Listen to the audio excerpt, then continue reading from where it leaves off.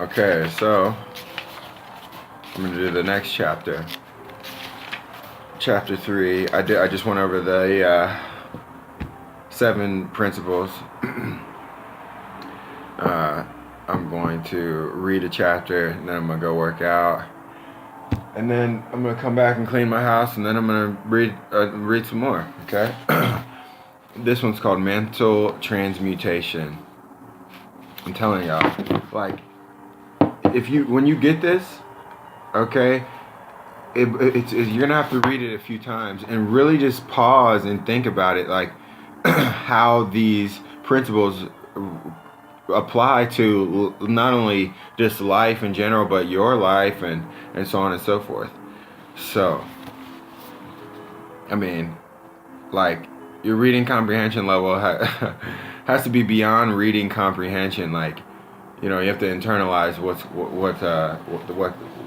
what these things mean.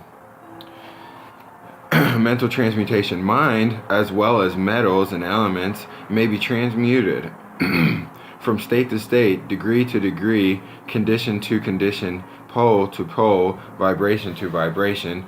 True hermetic transmutation is a mental art. The Kybalion. As we have stated, the Hermeticists were the original alchemists, astrologers, and psychologists. Hermes having been the founder of these schools of thought. From astrology has grown modern astronomy. From alchemy has grown modern chemistry. From the mystic psychology has grown the modern psychology of the schools. But it must not be supposed that the ancients were ignorant of that which the modern schools suppose to be their exclusive and special property. The records engraved on the stones of ancient Egypt show conclusively that the ancients had a full comprehensive knowledge of astronomy, the very building of the pyramids showing the connection between their design and the study of astronomical science. Nor were they ignorant to chemistry, for the fragments of the ancient writings show that they were acquainted with the chemical properties of things. In fact, the ancient theories regarding physics are being slowly verified by the latest discoveries of modern science, notably those relating to the construction of matter. Nor must it be supposed that they were ignorant of the so-called modern discoveries in psychology. On the contrary, the Egyptians were especially skilled in the science of psychology, particularly in the branches that the modern schools ignore,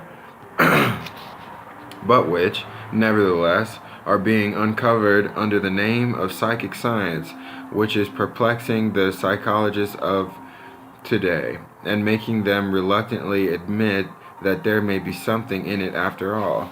The truth is that beneath the material chemistry, astronomy, and psychology, that is the psychology in its phase of brain action, the ancients possessed a knowledge of transcendental astronomy called astrology, of transcendental chemistry called alchemy, of transcendental psychology called mystic psychology. They possess the inner knowledge as well as the outer knowledge, the latter alone being possessed by modern scientists. Among the many secret branches of knowledge possessed by Hermeticists was that known as mental transmutation, which forms the subject matter of this lesson. Transmutation is a term usually employed to designate the ancient art of transmutation of metals, particularly the base metals, into gold. The word transmute means to change from one nature, form, or substance into another, to transform. That's from Webster. And accordingly, mental transmutation means the art of changing and transforming the mental states, forms, and conditions into others. So you may see that mental transmutation is the art of mental chemistry. If you like the term, a form of practical mystic psychology. All right.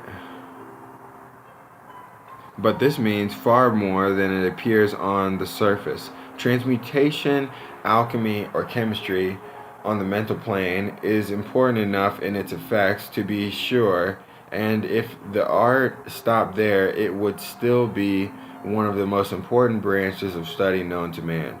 But this is only the beginning. Let us see why. The first of the seven Hermetic principles, the first of the seven Hermetic principle is the principle of mentalism, the axiom of which the all is mind, the universe is mental, which means that the underlying reality of the universe is mind, and the universe itself is mental, that is, existing in the mind of the all. We shall consider this principle in succeeding lessons, but let us see the effect of the principle if it be assumed to be true. If the universe is mental in its nature, then mental transmutation must be the art of changing the conditions of the universe. Along the lines of matter, force, and mind, you see, therefore, that mental transmutation is really the magic of which the ancient writers had so much to say in their mystical works, and about which they gave so few practical instructions. If all be mental, then the art which enables one to transmute mental conditions must render the master the controller of material conditions as well as those ordinarily called mental. As a matter of fact, none but the advanced mental alchemists have been able to attain the degree of power necessary to control the grosser physical conditions, such as the control of the elements of nature, the production of cessation of tempests, the production and cessation of earthquakes, and other physical phenomena. But that such men have existed and do exist today is a matter of earnest belief to all advanced occultists of all schools. That the master exists and have these powers. The best teachers assure their students, having had experiences which justified them in such belief and statement, that these masters do not make public exhibitions of their powers, but seek seclusion from crowds of men in order to better work their way along the path of attainment. We mention their existence at this point merely to call your attention to the fact that their power is entirely mental and operates along the lines of higher mental transmutation under the Hermetic principle of mentalism. The universe is mental, the Kybalion. But students and Hermeticists of lesser degree than masters, the initiates, and teachers are able to freely work along the mental plane in mental transmutation. In fact, all that we call psychic phenomena, mental influence, mental science, new thought phenomena, etc., operates along the same general lines, for there is but one principle involved, no matter by what name the phenomena be called. The study and practice of mental transmutation works along the mental plane, transmuting mental conditions, states, etc., into others according to various formulas, more or less efficacious. The various treatments, affirmations, denials, etc., of the schools of mental science are but formulas, often quite imperfect and unscientific, of the Hermetic art. The majority of modern practitioners are quite ignorant compared to the ancient masters, for they lack the fundamental knowledge upon which the work is based. Not only may the mental states, etc., of oneself be changed or transmuted by Hermetic methods, but also the states of others may be, and are, constantly transmuted in the same way, usually unconsciously, but often consciously by some understanding of the laws and principles. In cases where the people affected are not informed of the principles of self-protection. And more than this, as many students and practitioners of modern mental science know, every material condition depending upon the mind of other people may be changed or transmuted in accordance with the earnest desire, will, and treatments of person desiring changing conditions of life. The public are so generally informed regarding these things at present that we do not deem it necessary to mention at the same length. Our purpose at this point being merely to show the Hermetic principle and art underlying all of these various forms of practice, good and evil.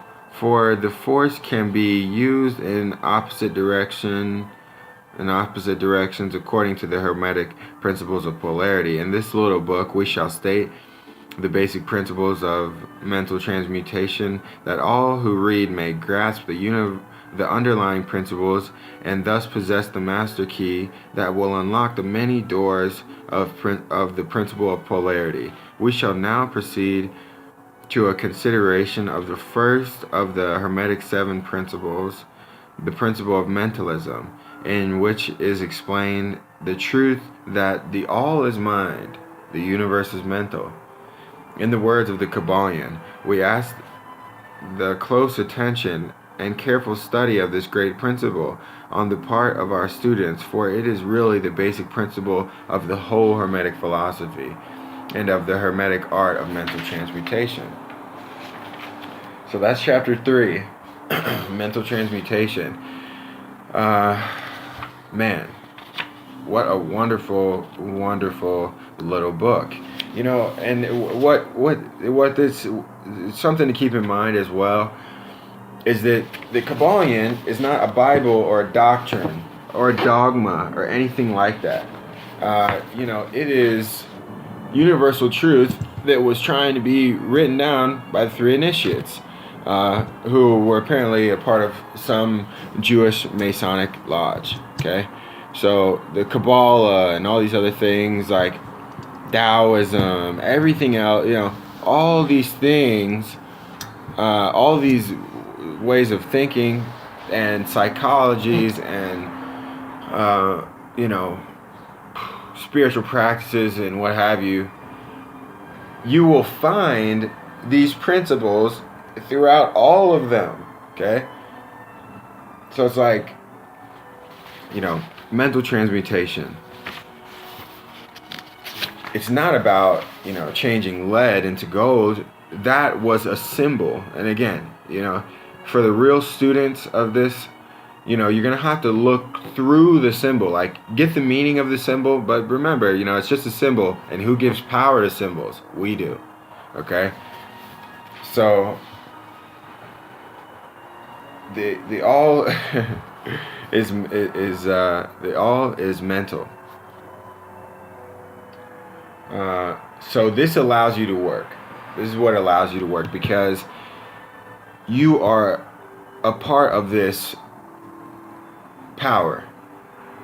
The only power.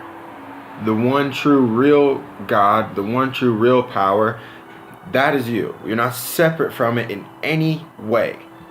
You know, we have our bodies that might seem like it makes us separate, and, you know, our soul holds this spirit in, but, you know, it's connected. And, you know, so you can, this is the practice here, you know, of when you find yourself being jealous, you know, to be the opposite of jealous, you know, to be, satisfied with what you have. And, you know, you can meditate on these things, and this is the art, and it will become easier and easier. You know, it will be hard at first, you know, to not react to your emotions and not be possessed by your emotions, but it will get easier if you really truly work on it. You know,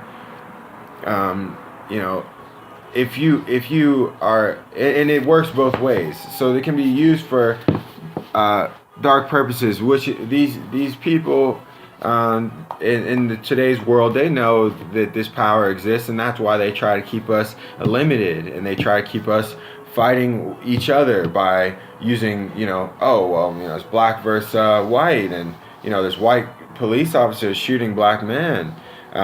Look, there's polarity. The Kardashians are wearing black and white. Their dresses are black and white pinstripe.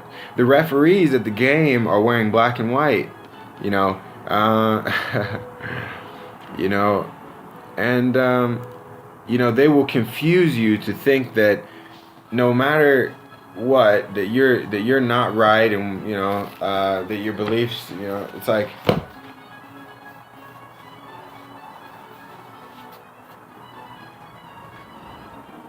mental transmutation.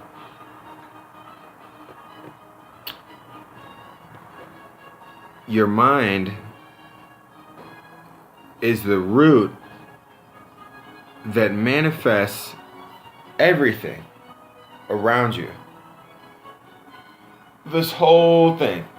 And all of our minds as a collective are what is, propelling this, you know what I mean? It's almost like God wanted to be everywhere at all times. And so he created me, and he created you and every other human being, and so that way we could look through, God could look through each eyes and get an individual feel of what is going on, and this is relayed into the species consciousness, and this is relayed into the all consciousness, okay? And it's going to go on levels. It's going to go on levels like that. But, the wind will be at your back when you start to do right by yourself and you do right by others. And, this crude mind, after training it, no, I'm not going to make excuses because those excuses are only going to limit me. Boom. Now we're going to the next. I'm upset because things didn't go well. So instead of being upset, I'm going to change my mind and think about what I am thankful for right now, And there is a lot to be thankful for. This world is a wonderful place if we would let it be. It's full of wonder, It is a magical place, and this can be our heaven. This plane of existence can be our heaven, or it can be our hell, completely depending on us. So and you're gonna run into these things constantly, and it's always a test to test you to see how far you're willing to go. You're gonna make mistakes. But as long as you have a conscious effort to try, and I'm talking about like, okay, I'm going to drink better water. My body's 80+% water. I'm going to try to get better water. I'm going to try to eat closer to organic food because this body right here is organic. Okay, so I'm going to try to align myself with this principle here. Okay.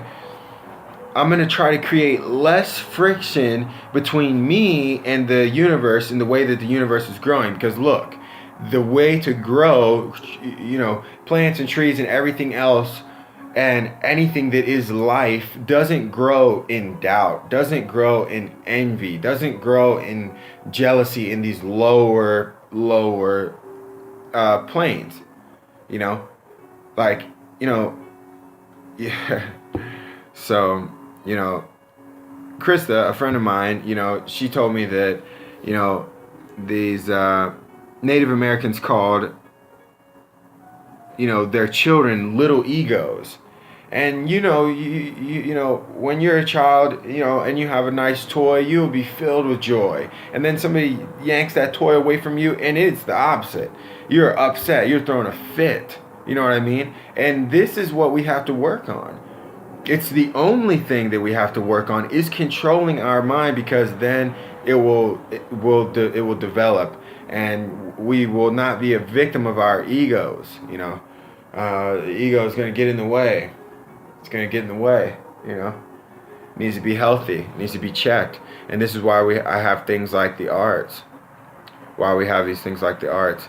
But mental transmutation is the art of changing your mind from one state to the next.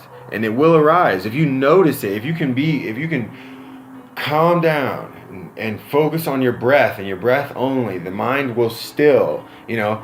And your mind, and this is what's gonna happen, right? You're gonna sit down and you're gonna be like, all right, I'm gonna meditate. And this is what meditating is: sitting and being still and focusing only on your breath.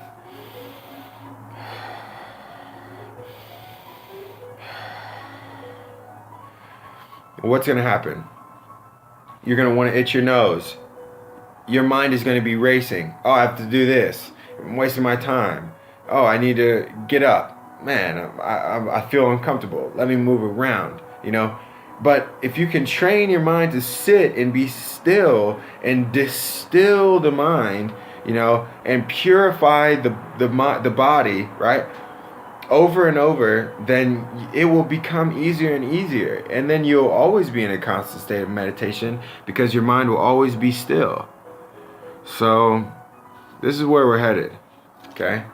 And you know, but it's the art of changing your mind from these lower thoughts of addiction and, like I said, the lower ones of envy and jealousy and you know, those things, hate, and changing them because nobody else is responsible for this except for you. You have complete responsibility for this, and with this responsibility comes great reward. The reward will be 777 times over if you choose to act in the right way, you know. That's all. You know, everybody knows when they took the easy way and they were like, and they copped out. You know, everybody knows. You all know. But if you made a habit of making excuses, then you will become your excuse. All right? And you will be cut off from this wellspring of life because now you're making excuses. You know, that's not how this works. You're going to be all the way down at the bottom with the excuses, the people who made excuses like, oh, well, I threw my back out and so I need a Percocet. It helps me with my pain. You know what else helps you with your pain? Rehab. And working on that. You know what I mean? You know, or you can go refill your prescription and numb yourself and walk around this life as a zombie, you know, and not really even be living. And what some people believe is you'll die and come back again to learn the same thing over again, as many times as it takes. So rather, you know, we purify our minds, purify our hearts, purify our bodies, you know, and, you know, because the heart is what holds on to these grudges, you know. And when you can learn to forgive yourself and you can learn to forgive those who have trespassed against us, you know, you get what I'm saying? Then you will be free. You will be free. And you'll be light on your feet, and the wind will be at your back, and the sun will shine in your face, and life will be all good. Love you. That's chapter 3. I gotta go work out.